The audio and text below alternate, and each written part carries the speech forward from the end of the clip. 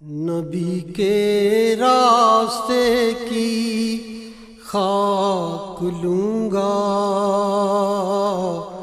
میں، سب سے قیمتی پوشاک لوں گا میں، سب سے قیمتی پوشاک لوں گا۔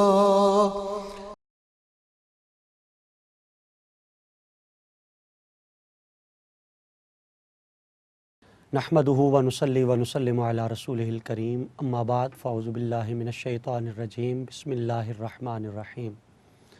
ان اللہ وملائکتہ یصلون علی النبی یا ایھا الذین آمنوا صلوا علیہ وسلموا تسلیما۔ اللہم صل وسلم علی سیدنا ونبینا ومولانا محمد وعلی آل سیدنا ونبینا ومولانا محمد وبارک وسلم وصلی علیہم۔ عن ام المؤمنین عائشہ رضی اللہ تعالی عنہا ان النبی صلی اللہ علیہ وسلم قال اریتک فی المنام ثلاث لیال جاءنی بکل ملک فی سرقۃ من حریر یقول هذه امرأتک فاکشف عن وجهک فاذا انت ہی فاقول ان لک هذا من عند اللہ او کما قال النبی صلی اللہ علیہ وسلم الصلاۃ والسلام علیک یا سیدی یا رسول اللہ وعلی آلک واصحابک یا سیدی یا حبیب اللہ، الصلاۃ والسلام علیک یا رحمۃ للعالمین وعلی آلک واصحابک یا شفیع المذنبین۔ معزز ناظرین کرام، پروگرام اجالے حدیث کے آج اس پروگرام میں ہمارا موضوع سخن ام المومنین حضرت سیدہ عائشہ صدیقہ سلام اللہ علیہا کی ذات اقدس ہے۔ آپ کی ذات گرامی کے حوالے سے گفتگو کے آغاز میں چند خوبصورت القاب جو ایک عرب آتھر نے خواتین اہل بیت کے نام سے ایک کتاب کے اندر نقل کیے، وہ ناظرین کے سامنے پیش کروں گا۔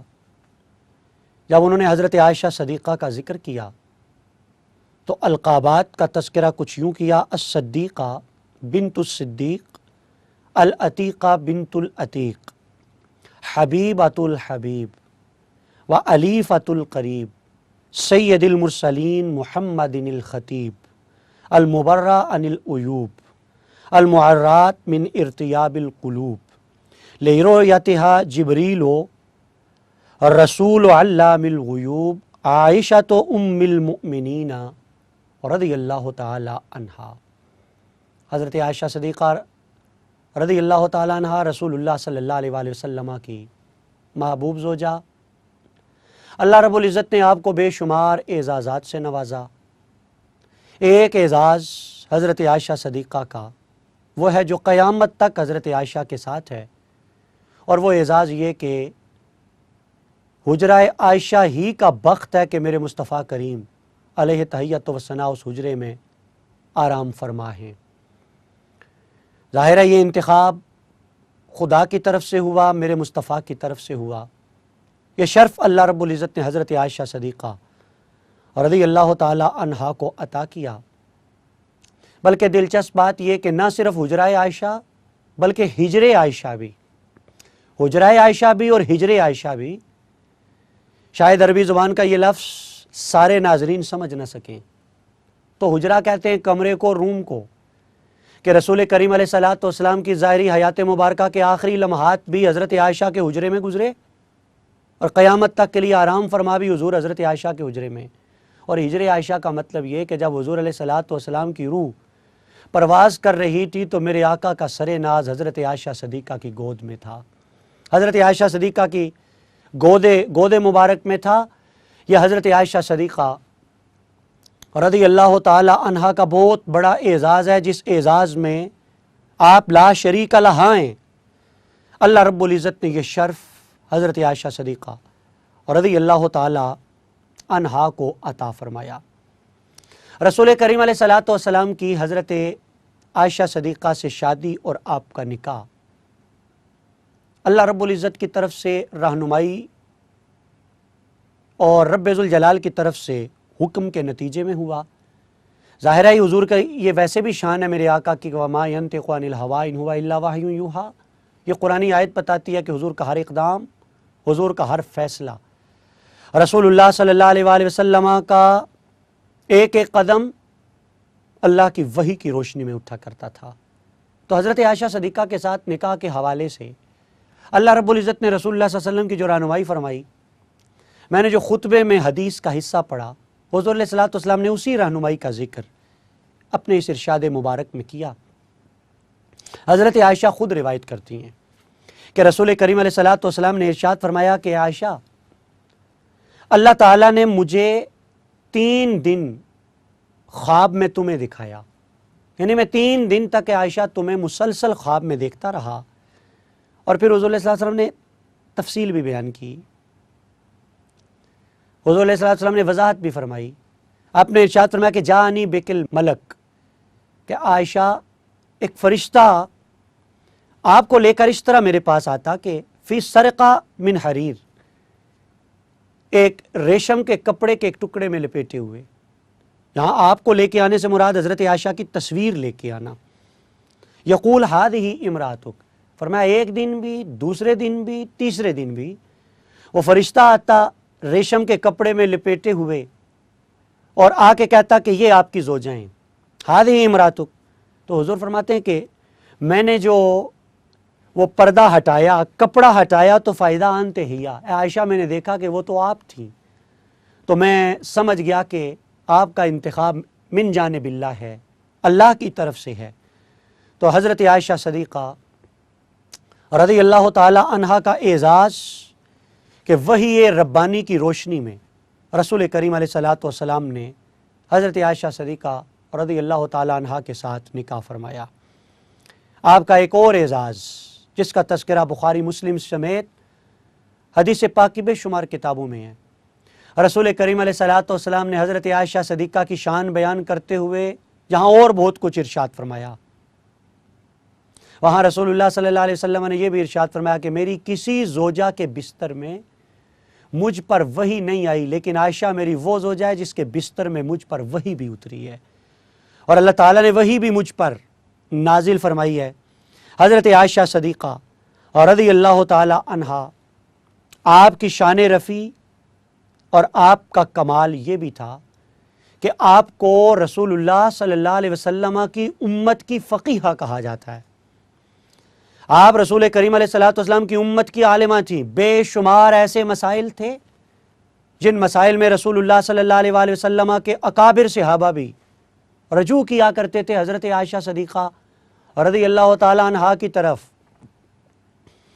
جب یہ بات میں نے بیان کی تو یہ بات بیان کرتے ہوئے میرا سر فخر سے بلند ہو رہا ہے، اور ناظرین آپ کا سر سنتے ہوئے فخر سے بلند ہونا چاہیے کہ حضرت عائشہ ایک خاتون ہیں اور میرے مصطفیٰ کے گھر کی خاتون ہیں، حضور کی زوجہ محترمہ ہیں۔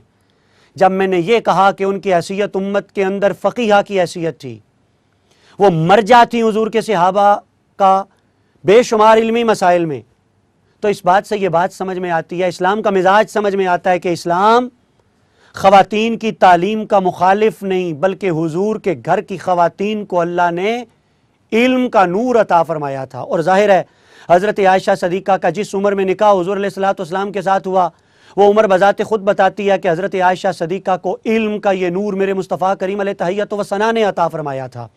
یہ بات اس بات کی دلیل ہے کہ اسلام خواتین کی تعلیم کا مخالف نہیں۔ اگر کوئی اسلام کے نام پر، دین کے نام پر، شریعت مصطفیٰ کے نام پر اگر کوئی خواتین کی تعلیم کی مخالفت کرتا ہے تو اس کا کوئی تعلق رسول اللہ صلی اللہ علیہ وآلہ وسلم کے دین اور شریعت کے ساتھ نہیں۔ حضرت فاطمہ الزہرا ہوں، حضرت خدیجہ الکبریٰ ہوں، حضرت عائشہ صدیقہ ہوں، تو یہ معاشرے کے اندر علم کا نور، یہ بکھیرتی ہوئی ہستیاں گرامی القدر ناظرین ہمیں دکھائی دیتی ہیں۔ حضرت عائشہ صدیقہ رضی اللہ تعالی عنہا، آپ علم کی خیرات بھی امت مصطفیٰ میں بانٹنے والی تھیں۔ یہ بھی آپ کا ایک اعزاز تھا اور یہ بھی آپ کی شخصیت کا ایک پہلو تھا۔ جب ہم آپ کی شخصیت اور کردار کے حوالے سے گفتگو کرتے ہیں تو میں یہ بات بھی بیان کرنا ضروری سمجھتا ہوں کہ عام طور پر خواتین کا مزاج مال اور دولت خرچ کرنے کے حوالے سے کوئی اتنا سخاوت والا نہیں دیکھا گیا. خواتین کی نیچر اور نفسیات میں سخاوت نہیں ہے، بلکہ خواتین مال بچا کر کے رکھنے اور جوڑنے میں، بلکہ یہ ہماری زبان میں محاورہ بھی مشہور ہے کہ مرد کا گھر عورت بناتی ہے. دراصل اس محاورے کے پیچھے بھی ہوتا یہ ہے کہ بچت اور سیونگ یہ عورت کا مزاج ہوتا ہے. مرد ذرا کھلے ہاتھ کا بندہ ہوتا ہے، وہ خرچ کرتا ہے، اور عورت وہ تھوڑا خرچ کرنے میں محتاط ہوتی ہے، کیئرفل ہوتی ہے، وہ سیونگ کو زیادہ اہمیت دیتی ہے. لیکن اس حوالے سے ہم حضرت عائشہ صدیقہ کو دیکھتے ہیں تو ظاہر ہے حضرت عائشہ صدیقہ کے آئیڈیل رسول کریم علیہ الصلوۃ والسلام تھے. ان کے سامنے رول ماڈل میرے مصطفیٰ کریم علیہ تحیت و ثنا کی ذات اقدس تھی. اور میں یہ بات بھی میں ضرور کہوں گا کہ حضرت عائشہ صدیقہ بیٹی تھی حضرت ابو بکر صدیق کی. وہ ابو بکر صدیق جو اپنے گھر کا سارا مال اٹھا کر کے حضور کے قدموں میں لا کے وہ ڈھیر کر رہے ہیں اور کہہ رہے ہیں کہ گھر والوں کے لیے اللہ اور اللہ کے رسول کا نام چھوڑے آیا ہوں اور یہ نام کافی ہے. تو حضرت عائشہ صدیقہ نے چونکہ حضرت ابو بکر صدیق کا جذبہ ایثار دیکھا تھا، حضور کی سخاوت دیکھی تھی، تو پھر یہ جو چیز تھی یہ حضرت عائشہ صدیقہ اور رضی اللہ تعالی عنہا کی ذات اقدس کے اندر بھی کمال پر ہمیں دکھائی دیتی ہے. ایسا بھی ہوا کہ 1,00,000 درہم ایک موقع پر حضرت عائشہ صدیقہ کی خدمت میں پیش کیے گئے، لیکن صبح ہونے سے پہلے پہلے حضرت عائشہ صدیقہ نے وہ 1,00,000 درہم مدینہ کے غریبوں میں تقسیم کر دیے. یہ آپ کے کردار کی عظمت تھی، یہ آپ کے کردار کی رفت تھی، اور یہ آپ کے کردار کا ایک حسین اور خوبصورت پہلو تھا. حضرت عائشہ صدیقہ سلام اللہ علیہا، آپ کے بارے میں ایک خوبصورت روایت یہاں عرض کروں گا. حضور علیہ الصلوۃ والسلام نے ایک دن حضرت عائشہ صدیقہ کو پیار سے مخاطب کرتے ہوئے فرمایا یا عائش.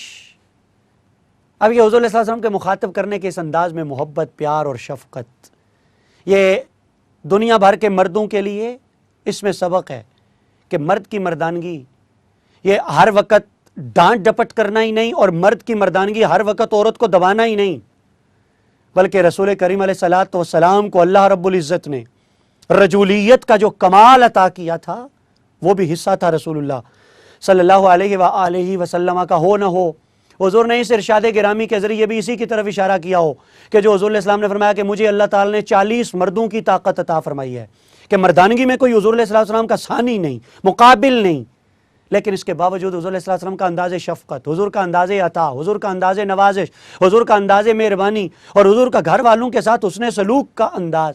حضور علیہ السلام نے مخاطب کرتے ہوئے فرمایا یا عائش، اے عائشہ ھذا جبریل. ویسے بھی رسول کریم علیہ السلام اللہ کے نبی بھی تھے، رسول بھی تھے، لیکن حضرت عائشہ صدیقہ کے سامنے حضور کا رشتہ خاوند اور شوہر کا بھی تو تھا. اگر کسی خاوند کی بیوی وہ اس مقام رفیع پر فائز ہو جائے کہ جبریل امین اس کو سلام بھیجے تو ظاہر ہے یہ شوہر اور خاوند کے لیے کتنی مسرتوں اور شادمانیوں کا موقع ہوگا. حضور علیہ الصلوۃ والسلام چونکہ اس خوشی میں بھی سرشار تھے تو میرے آقا کریم نے محبت کے ساتھ فرمایا یا عائش ھذا جبریل یقرأ السلام. اے عائشہ یہ جبریل تجھے سلام پیش کر رہے ہیں. تو حضرت عائشہ صدیقہ فرماتی ہیں کہ حضور کی زبان سے یہ بات سننے کے بعد میں نے کہا فقلت وعلیہ السلام ورحمۃ اللہ وبرکاتہ، کہ ان پر بھی سلام ہو جائے، اللہ کی رحمت ہو جائے، اللہ کی برکتیں ہو جائیں. اگلا جملہ حضرت عائشہ صدیقہ کا، آپ نے عرض کی ترا ما لا ارا، اور ایک روایت میں ما لا نرا.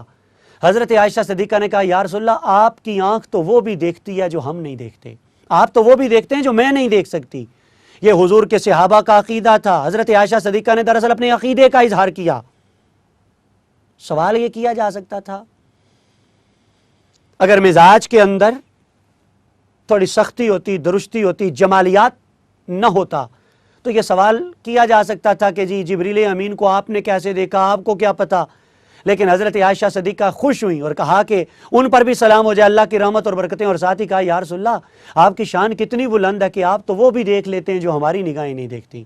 یعنی میں نے نہ جبریل کو دیکھا نہ سنا، لیکن یا رسول اللہ آپ کی نگاہ ناز نے، آپ کی نگاہ نور نے جبریل امین کو دیکھ بھی لیا. صرف دیکھا ہی نہیں، علامہ خفاجی نے تو نسیم الریاض میں یہاں تک لکھا کہ جبریل امین سدرۃ المنتہا سے چلتے رسول کریم علیہ الصلوۃ والسلام مسجد نبوی میں بیٹھ کے غلاموں کو خبر دیتے کہ جبریل آ رہا ہے. صحابہ پوچھتے یا رسول اللہ آپ کو کیسے پتہ چلتا؟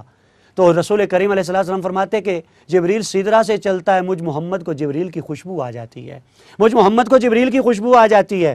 ویسے بات سمجھنا کوئی مشکل بھی نہیں، اگر کرتہ یوسفی مصر سے چلے تو کنعان میں بیٹھے حضرت یعقوب وہ وہاں بیٹھ کے کہیں کہ انی لاجد ریح یوسف لولا ان تفندون، کہ اگر تم یہ نہ سمجھو کہ بڑھاپے نے میرا دماغ چکرا دیا تو میں تمہیں بتا دوں مجھے میرے یوسف کی خوشبو آ رہی ہے۔ اگر حضرت یعقوب کے جو طاقت مشام ہے اگر اس کا یہ عالم ہے تو میرے مصطفیٰ کریم کی طاقتوں اور قوتوں کا کیا عالم ہوگا۔ حضرت عائشہ صدیقہ رضی اللہ تعالی عنہا آپ کو رسول کریم علیہ السلام نے مخاطب کرتے ہوئے فرمایا کہ عائشہ یہ جبریل ہیں، یہ تجھے سلام پیش کر رہے ہیں۔ اور حضرت عائشہ صدیقہ نے جواب میں کہا کہ ترا مالا ارا، کہ یا رسول اللہ جو آپ دیکھتے ہیں وہ ہم نہیں دیکھتے۔ دعا کریں اللہ تعالی ہم سب کو بھی صحابہ کرام کے حسن عقیدہ کی خیرات عطا فرمائے۔ انشاءاللہ العزیز کل کا پروگرام بھی حضرت عائشہ صدیقہ رضی اللہ تعالی عنہا کی شخصیت اور کردار کے حوالے سے ہی ناظرین کی خدمت میں پیش کیا جائے گا۔ وما علیہ الا البلاغ المبین۔